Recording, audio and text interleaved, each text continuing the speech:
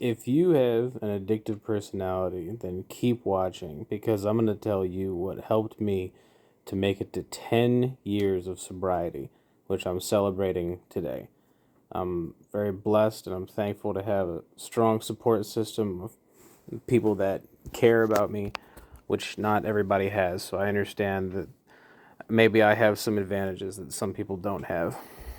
I do appreciate, especially my wife and my mom and my brother and my little man and the other people that are in my life that have helped me in this journey. So I just really appreciate, like, it's been 10 years. That's a long time. And I never thought I was going to make it this far. So there was a while ago, I mean 10 years ago, where I was just going through a really rough patch and I found alcohol to try to soothe the pain. And, it wasn't really soothing the pain, it was just pushing everything away. And I would just drink and drink and I would get drunk. I was getting drunk every night, just picking up bottles whenever I could from whoever I could, however I could, because I just didn't give a care about life whatsoever. And the only thing that mattered to me was getting drunk because I didn't care about anything else. So I said, screw it. So I'm just going to drink and drink, and that's just going to be it. And then I'm going to get drunk, wake up, hate myself, and then drink and do it again. And it got to be so bad that I ended up having to go to a mental hospital because of the problems I was having due to the alcohol. And after the mental hospital, they were like, yeah, you can't go home. You gotta live in a different support system. And the insurance that we had was not very good. And so we didn't end up going to like a rehab or whatever. It was like this, uh, it was basically a group home, for people that were kind of down and out. Um, we called it Uncle Bob's Ghetto Rehab, is what we called it. Because it was me and a bunch of middle-aged to elderly dudes like sitting all in one tiny little, like, I don't know, maybe 700 square foot house on, I think it was the east side of Detroit. And we were all just crammed in there. And then we would watch The Price is Right, and we would watch Let's Make a Deal. And then every now and then we'd do activities. And it was just a whole thing. But the advice that really helped me was something that one of the residents who lived there told me, and he had an alcohol problem too. Like he had to have like a lot of surgeries and lost a lot of people in his life because of his alcoholism. And up to that point in my life, I had had so many people telling me, "Look, Ben, you got to quit drinking. You got to stop." And I was like, "Yeah, yeah, whatever," Or I would fake it and pretend, "I know, I got a problem. I got to stop," but I didn't care actually. And so I was because when you're an alcoholic or any addiction whatsoever, all you care about is getting drunk. And so you're going to do or say whatever you have to do or say in order to get drunk. And so I had all these people and sponsors in my life telling me, look, you got to stop, you got to stop. And I was just like, yeah, whatever. So I'm in the group house and this individual, I was telling him, like, yeah, I just like to drink. I like to get drunk, because I don't care. And he said something to me so profound that it changed my life forever. He asked me, well, do you think you could drink without getting drunk? And that was like so powerful because it opened up the possibility that, like, if you can control your drinking, then have a drink and it's fine. Whereas everybody else was before just said, no, stop, you can't touch the stuff. And me being stubborn was just like, but I wanna.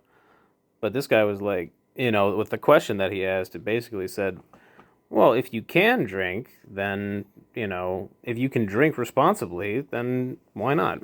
Is what he said. So he asked me, do you think you could drink without getting drunk? And I answered him honestly. I said, no, I just like to get effed up. He said, well, you should probably just stay away from it then. I was like, that makes a lot of sense. There was something about the simplicity of that just broke through to me. That, and this is the big idea. If you have an addictive personality, don't go half in. No half measures, as Walter says. You got to do it all the way. Don't touch the stuff. Because if you touch the stuff, even a little bit of it, then it's game over. Okay? If you have a really addictive personality, you have to be completely separate from the stuff. And if that means separating yourself from environments that sort of activity is promulgated and promoted, then that's what you got to do. Because this ain't a game. This is not a game. This is your life. And the people that love you and care about you are hurting because you just want to get drunk or high or whatever. And life is so much bigger than that. Life is so much more valuable and important than just feeling good. Okay? Because you can't always feel good. Feeling good is not what it's about.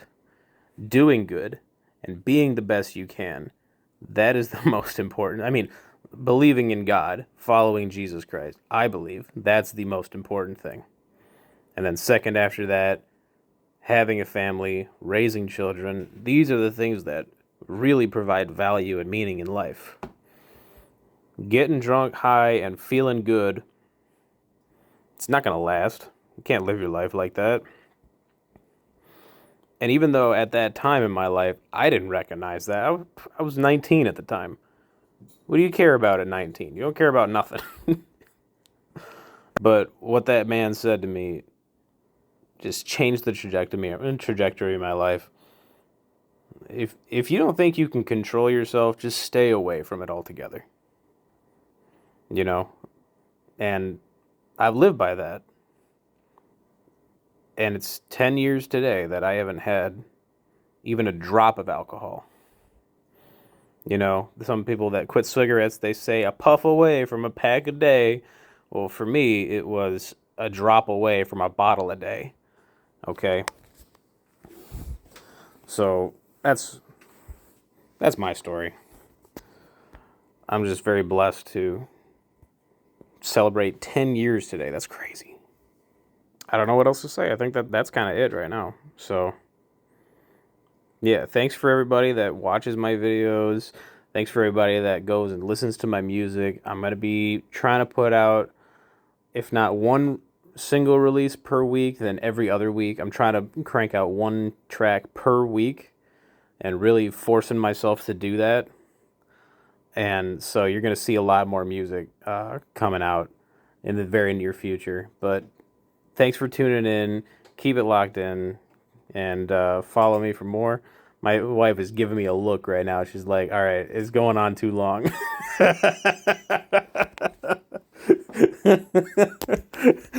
She's shaking her head like she don't believe it, but that's true. That's exactly what she's thinking. Anyway, yeah. Thanks for following. Thanks for watching. Keep it locked in for more music and music content. And yeah, support me, help me out here. I really love making music, and I really want to make a career out of it somehow, some way. So like, follow, share, subscribe, comment, and help me to do that. Thanks, everybody. Peace.